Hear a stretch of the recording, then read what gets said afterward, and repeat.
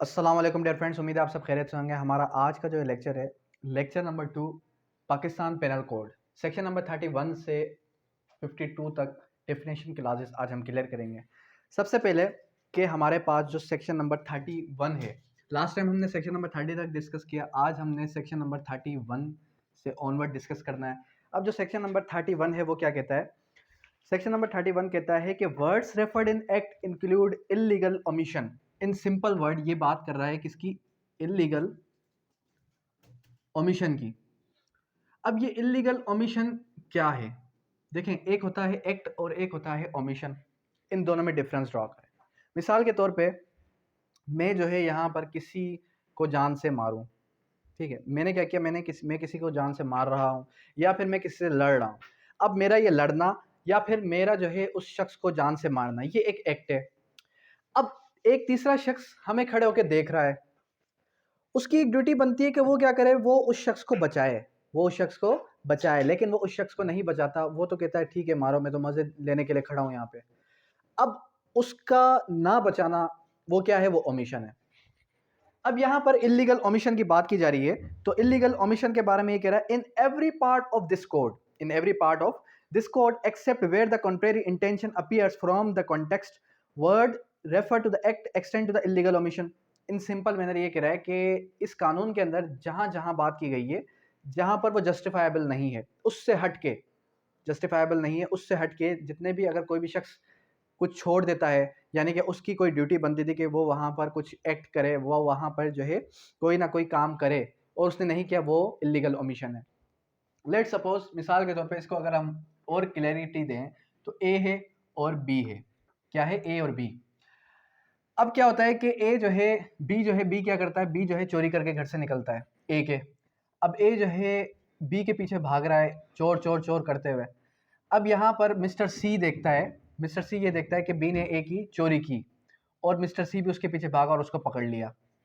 ठीक है, अब समझ में शायद ना आया हो आपका। मिसाल के तौर पे ए भाग रहा था, पीछे से किसी और शख्स ने पकड़ लिया उसको, तो ये क्या है? ये उसने एक जो है उसको पकड़ा, इट मीन्स कि उसने सही किया।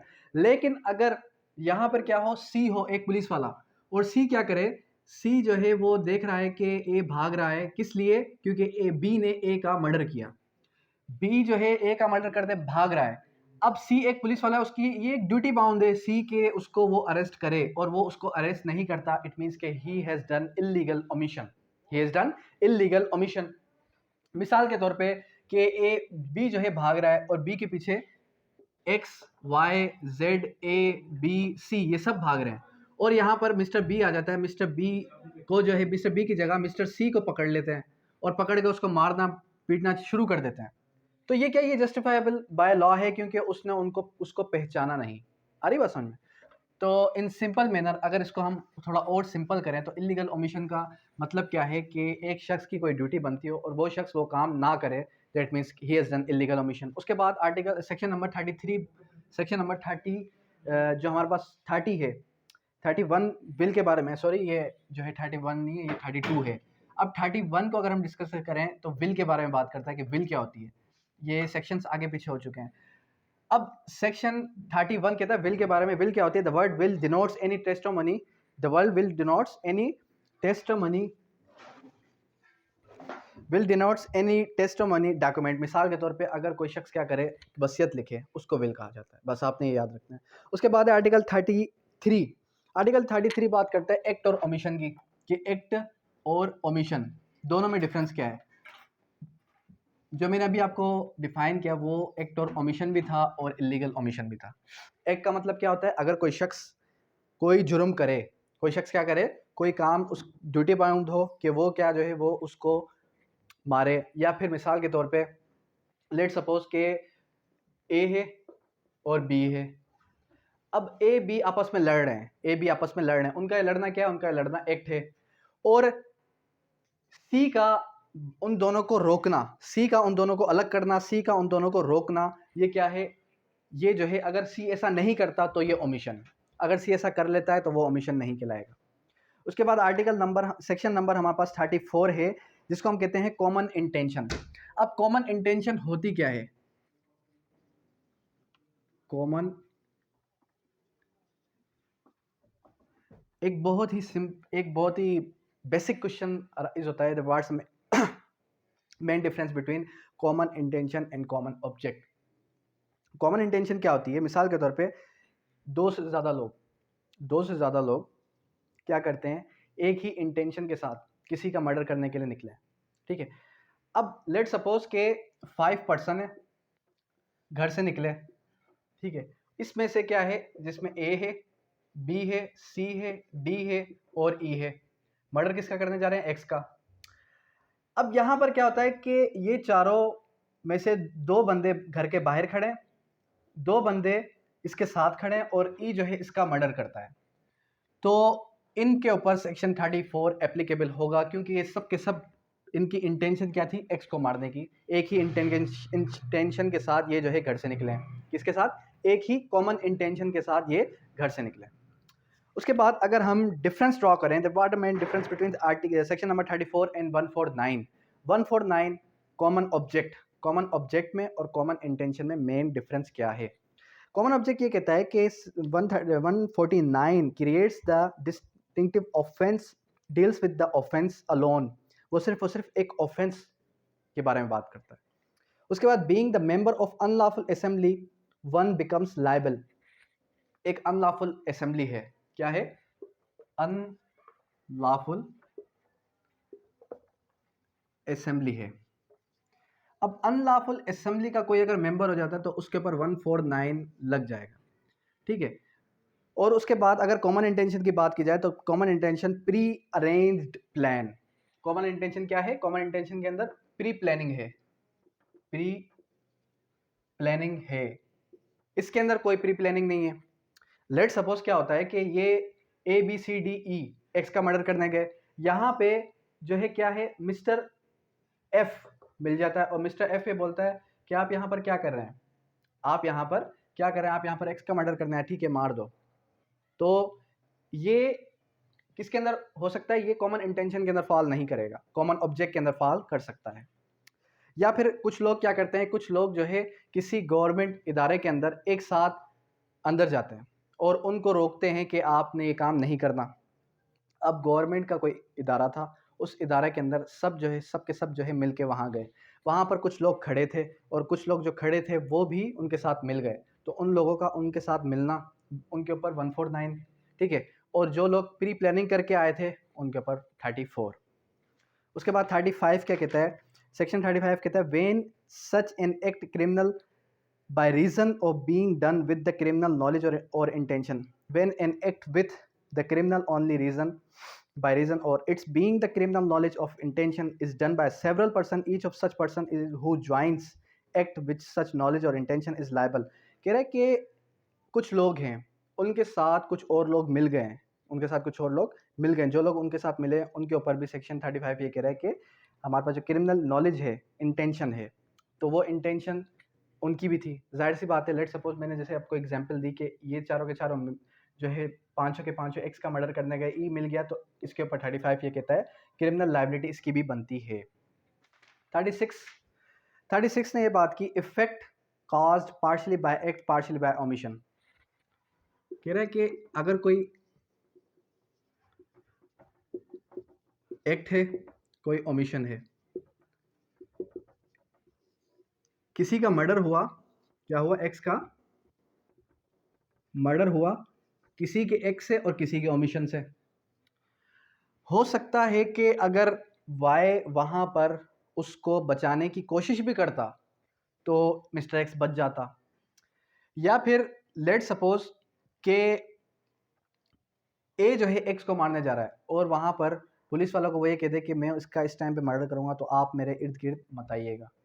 तो पुलिस का वहां ना आना एक ओमिशन है। पुलिस अगर वहां आ जाती तो वो शख्स बच जाता। कोई भी ऐसा एक्ट जो पार्शियली बाय एक्ट हो और पार्शियली बाय ओमिशन हो, उसके बारे में बात कर रहा है, ठीक है। उसके बाद आर्टिकल 37 क्या कहता है? को ऑपरेशन बाय डूइंग वन और several acts constitute an offence. को ऑपरेशन का मतलब क्या है? को operation by doing one of several acts when an offence is committed by means of several acts. एक ऑफेंस होता है कई सारे एक्ट्स के करने के बाद। मिसाल के तौर पे एक्स को मारने के लिए ए ने क्या किया? ए ने जो है डेडली वेपन प्रोवाइड किया। बी ने क्या किया, बी ने डेडली वेपन रिसीव किया। सी ने क्या किया, सी ने डेडली वेपन उसके घर में लेके गया और डी ने उसका मर्डर किया। ठीक है। Commission of the offence by doing any one of those acts singly और jointly with any other person commits the offence, that offence, तो फिर वो भी उनकी भी लाइबिलिटी बनती है। ठीक है। उसके बाद इसके इलस्ट्रेशंस हैं। उसके बाद आर्टिकल नंबर 30 सेक्शन नंबर 38 है, persons concerned in criminal act में be guilty of different offences. कह रहे हैं कि जो पर्सन्स कंसर्न्ड है किसी भी एक एक्ट के अंदर, किसी भी एक जुर्म के अंदर, अगर वो जो है डिफरेंट, उनकी डिफरेंट इंटेंशन है, तो वो जो है उस ऑफेंस के लिए लायबल हैं। Where several persons are engaged or concerned in an commission of criminal act, they may be guilty for different offenses by means of that act। ठीक है। उसके बाद आ जाए article number 39, voluntarily। voluntarily a person cause an effect voluntarily when he causes it by means whereby intended to cause it, by which the time employed means he knew that reason to believe that likely to cause it। मतलब कि voluntarily, मिसाल के तौर पे अगर मैं जो है voluntarily किसी के साथ मिल जाऊं, मतलब कि मेरी नॉलेज में बात थी कि अगर मैं काम करूंगा तो उससे ये इफेक्ट पड़ सकता है, दैट मीन्स कि नोइंगली अगर मैं कोई काम करूं तो वो voluntarily में आएगा। फिर उसके बाद स्पेशल लॉ और लोकल लॉ के बारे में बात की गई। सेक्शन नंबर 40 बहुत इंपॉर्टेंट है, ऑफेंस के बारे में बताता है। सेक्शन नंबर 40 बताता है कि ऑफेंस क्या है। फिर उसके बाद 41 ये बताता है कि हमारे पास स्पेशल लॉज क्या होते हैं, और 42 है, 42 बताता है कि लोकल लॉज क्या होते हैं। सेक्शन 40 ने सिंपली बताया, सेक्शन 40 के अंदर भी है और हमारे पास जो सीआरपीसी है उसके अंदर भी डेफिनेशन मौजूद है, लेकिन सीआरपीसी की डिफरेंट डेफिनेशन है। Accept in the chapter of the section mentioned in chapter 2 3, chapter 2 और 3 से हटके बाकी जितने भी आगे चल के ऑफेंसेस हैं, word offence denotes a thing made punishable by this act, कि कोई भी ऐसा एक्ट, एक्ट एनी ओमिशन, क्या याद रखना है, कोई भी एक्ट, कोई भी ओमिशन जो कि पनिशेबल बाय लॉ हो, जो क्या हो, जो कि पनिशेबल बाय लॉ हो और कानून के अंदर उसकी कोई ना कोई सज़ा मौजूद हो, उसको हम कहेंगे कि ऑफेंस, जुर्म। 41 क्या कहता है, special law is law applicable particular subject. Special law के लिए वर्ड याद रखना है, पर्टिकुलर सब्जेक्ट। ठीक है। और लोकल लॉ के लिए क्या याद रखना है, टेरिटरी। अब मिसाल के तौर पे जुवेनाइल जस्टिस सिस्टम एक्ट किसके ऊपर एप्लीकेबल है, सिर्फ और सिर्फ जुवेनाइल के लिए, under the age of 18 years. यहाँ पर क्या है, यहाँ पर सब्जेक्ट है, जहाँ पर सब्जेक्ट आ जाएगा वो क्या होगा, स्पेशल लॉ। जहाँ पर टेरिटरी आएगी, Sindh rented premises ordinance, Sindh rented premises ordinance, SRPO, तो ये क्या है, ये है लोकल लॉ। ये क्या है, ये लोकल लॉ है। और स्पेशल लॉ जहाँ पर कोई सब्जेक्ट आ जाएगा वो आपका स्पेशल लॉ है। उसके बाद आ जाए 43 illegal, illegally bound to do, illegal और लीगली बाउंड टू डू। मिसाल के तौर पे लीगली बाउंड टू डू का मतलब क्या है, एक जो आपका जल्लाद होता है, क्या होता है, जल्लाद। अब जब किसी को फांसी सुना दी जाए तो जल्लाद क्या है, लीगली बाउंड है, किस लिए कि वो उसको जो है सूली पर लटकाए। ठीक है। अब ये क्या है, ये उसकी जॉब है, ये उसकी ड्यूटी है, चाहे फिर वो राइटफुल हो चाहे फिर वो रॉन्गफुल हो, उसकी जॉब है, उसको पता है कि मुझे सुबह इतने बजे इस शख्स की क्या करने है, इस शख्स की जान लेनी है। तो ये क्या है, ये लीगली बाउंड टू डू है। उसके बाद आ जाए नेक्स्ट जो हमारे पास सेक्शन है वो आ जाता है लाइफ इंजरी। देखें, the word injury denotes harm, reputation illegally caused by any person, body, mind, reputation और प्रॉपर्टी। वर्ड याद रखना है, बॉडी, माइंड, रेपुटेशन, ठीक है, बॉडी, माइंड, रेपुटेशन और फिर क्या आ जाता है, प्रॉपर्टी। अब आप ये भी पूछ सकते हैं सर इंजरी में और हार्म में क्या फ़र्क है, इंजरी में और हर्ट में। देखें, हर्ट क्या है, हर्ट इंजरी की एक काइंड है। All hurts are injuries but all injuries are not hurt. आपकी जो इंजरी है ये बॉडी को भी पहुंच सकती है, माइंड को भी पहुंच सकती है, रेपुटेशन को भी पहुंच सकती है। मिसाल के तौर पे कोई किसी को डिफेम करे तो ये क्या है, ये एक किस्म की इंजरी है। ठीक है। कोई किसी को धोखा दे, ये एक मेंटली इंजरी है। कोई किसी के पैसे खा जाए, कोई किसी के साथ फ्रॉड कर जाए, मेंटली इंजरी है। बॉडीली इंजरी किस तरीके से कोई किसी को बॉडीली नुकसान पहुँचाए, उसको जो है हर्ट करे, जिसके आगे चल के हम हर्ट की काइंड्स पढ़ेंगे। या फिर रेप्यूटेशन या फिर प्रॉपर्टी। प्रॉपर्टी, लेट्स सपोज़ कोई किसी की ज़मीन को आग लगा दे, कोई किसी का घर जला दे, कोई किसी का घर के ऊपर तोड़-फोड़ करे, तो ये भी एक इंजरी है, ठीक है। उसके बाद आ जाएँ section number 45, the word life denotes a life of the human being unless contrary appears from the context. कह रहा है लाइफ मतलब कि इंसान की लाइफ, नॉन लिविंग की नहीं, इंसान की लाइफ। यहाँ पर देखें, जब आप आगे चल के पढ़ेंगे तो यहाँ पर सिंपल ये बताया जाएगा कि एक जो जानवर की जान लेना है वो नुकसान रसानी में आता है, मिसचीफ में आता है, और एक जो ह्यूमन बीइंग है उसकी जान लेना वो कत्ल में आता है। इसी तरीके say that the word death of the human being, जान लेना, डेथ, डेथ कॉज करना किसी ह्यूमन बॉडी की, फिर ही उसके ऊपर 302 एप्लीकेबल होगा। जानवर के डेथ के ऊपर 302 एप्लीकेबल नहीं होगा। Animal, the word animal denotes any living creature other than the human being. Human being से हट के अगर कोई लिविंग क्रिएचर है तो वो क्या है, वो आपका एनिमल होगा। Vessel, the word vessel denotes made by the convenience by the water human being of और ऑफ प्रॉपर्टी। मिसाल के तौर पे वेसल, मिसाल के तौर पे एक जो है समंदर के ज़रिए से, पानी के ज़रिए से चलने वाली कोई भी ऐसी चीज़ जिसके ज़रिए से एक जगह से दूसरी जगह मूव किया जा सके, वो वेसल है। उसके बाद ईयर और मंथ, जो आपका लीप ईयर होता है, जो आपका जिस 4 सालों के बाद हर उसके फरवरी के अंदर 29 डेज़ आते हैं, उसको हम लीप ईयर कहते हैं। तो उसके तहत ये ईयर को डिफाइन कर रहा है और मंथ को डिफाइन कर रहा है। फिर उसके बाद section, the word section denotes those portions of the chapter of this code which distinguish by the numerical figures. यानी कि सेक्शंस का मतलब ये है कि लेट सपोज आपको ये बताया जाएगा कि आगे चल के 337 के अंदर हर्ट बताया गया है, 302 के अंदर कत्ल की पनिशमेंट बताई गई है, फिर कत्ल की कुछ अदर इकसाम बताई गई हैं, फिर चैप्टर 17 के अंदर सेक्शन जो है 378 के अंदर थेफ्ट बताया गया। तो ये जो सेक्शंस हैं जो कि उसकी डेफिनेशन डिफाइन कर रहे हैं, फिर आगे कुछ सेक्शन ऐसे हैं जो कि उसकी क्या कर रहे हैं, पनिशमेंट बता रहे हैं। फिर उसके बाद ओथ, ओथ क्या है, the word oath includes affirmation, यानी कि कोई कसमनामा, कोई किसी चीज़ पर कसम ले। गुड फेथ, यानी कि कोई अच्छी नीयत के साथ गुड फेथ के अंदर कोई काम करे और किसी की डेथ काज हो जाए। मिसाल के तौर पे एक डॉक्टर है, वो किसी का ऑपरेशन करता है, उसकी इंटेंशन नहीं होती कि वो जो है उस शख्स को जान से मार दे, लेकिन अगर कोई मर जाता है तो फिर वो उसको जो है सज़ा नहीं होगी, ठीक है। उसके बाद क्या है, हार्बर बहुत इंपॉर्टेंट है। हार्बर मतलब कि पनाह देना।